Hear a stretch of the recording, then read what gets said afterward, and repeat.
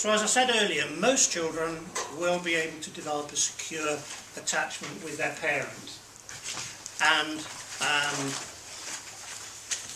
when you're able to develop a secure attachment like that, it not only means that physically you are protected and your physical needs are met, but what we know now is that this developmental attachment is also very important for children's sense of self, sense of self-worth, sense of identity, sense of emotional well-being. So it isn't just a physical need. Obviously babies and children are very vulnerable, they do need to be protected and have their physical needs met. But we know that this attachment cycle, if it's successful, also helps us to develop confidence in ourselves. We are people who are worth responding to. However, John Bowlby outlined, I think, 2 different types of insecure attachment, and one other one has been added since his original theory. We're going to look at those now. And the first is called ambivalent attachment. An ambivalent attachment, ambivalent just means not one, not the other. Parent may respond either coolly or may respond very effusively, very emotionally. Ambivalent attachment is where children are uncertain about the type of response which they may get. So an example of that might be where sometimes your carer or parent is extremely loving and caring, and you get presents, and when you go home there's food on the table and everything is great. But the next day everything is wrong, and everybody's very angry with you and cross with you and wants to push you away. So you get this kind of seesaw between very positive emotional response and very negative emotional response. So children who are seeking attachment become quite anxious because they never quite know what kind of response they're going to get. Is this a good day or a bad day? And this can produce in children very anxious behaviour, also quite clingy behaviour. So, or attention-seeking behaviour. It may be that in order to try and make sure that you get that response from your parent, you literally want to hold on to them. We mentioned this when we looked at the younger children, didn't we? Physically cling on to them. Or you act up so that you get attention from the parent, because you don't have that inner model of consistency. You don't know that you're going to get that attention later anyway. So it's characterized by inconsistency and seesawing from one extreme to the other. Children often anxious, often clingy, or attention seeking. And this may be a feature of neglectful parenting. I think we saw with Toby, if you saw the programme on BBC Two, that his behaviour was quite challenging. He was trying to get attention, wasn't he, through his behaviour. And yet his parents were complaining about his behaviour. So you can get a kind of a vicious circle where a parent is getting increasingly stressed by the clinginess and the acting out, and yet on the other hand they're not able to provide the consistency and reliability which would mean the child would not need to do those things in order to get attention.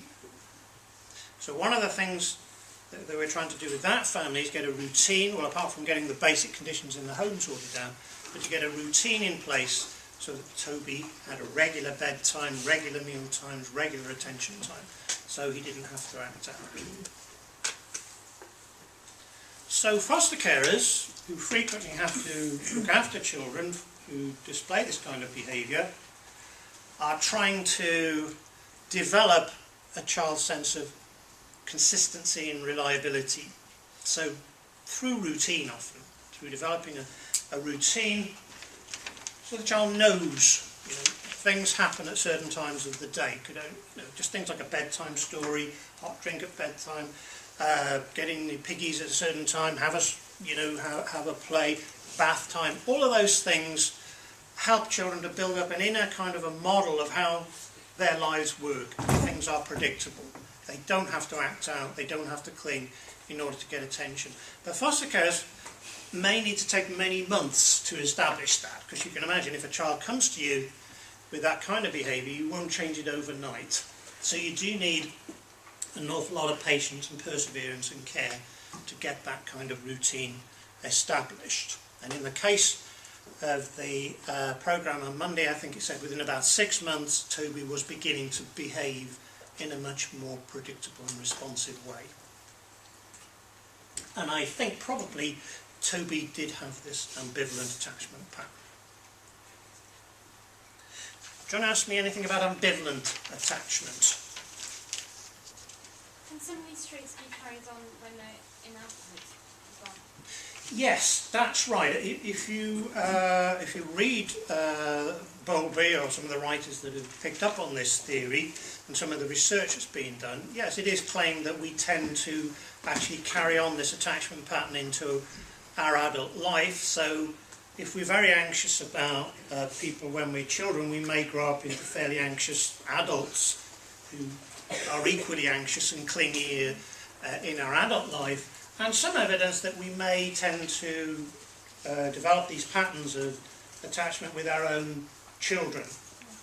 Now, that doesn't have to be the case, of course.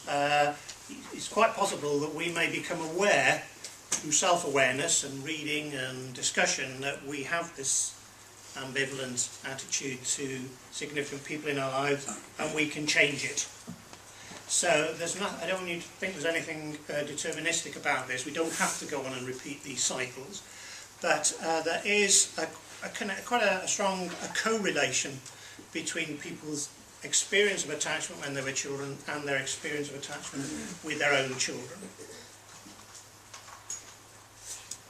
Anything else you want to? Could some of those features of insecure ambivalent attachment just be attributed to normal child development or organic factors? Yes, there certainly could be organic reasons. Yes, it may be a child has a physiological problem, maybe hearing impairment, visual impairment. The parent may have a visual impairment or a hearing impairment. They may have undiagnosed mental illnesses. So there may be other reasons apart from just the relationship between the parent and the child. And obviously, well, perhaps not obviously, but I mean, we need to look at this not as a dogmatic way of identifying problems, but considering it in the light of, I think most importantly, is it causing a problem for the child? I guess many of us perhaps have been brought up in relationships where we do have fairly ambivalent attachment with our parent, but we have still managed to get on okay, and it hasn't really created a major problem for us. Perhaps it's just the way our parents were. However, for some children it creates a real problem. It may be their language is delayed, or they have problems making friendships in school, or they're quite aggressive, or often in the case of social services, a parent is saying to you, I can't cope with them. You know, they're doing my head in, they're clingy, you know, what can you advise? But that is a good point. We must always bear in mind these are not theories which can be applied in a blanket way to every single child. We need to take into account those other factors. Yeah.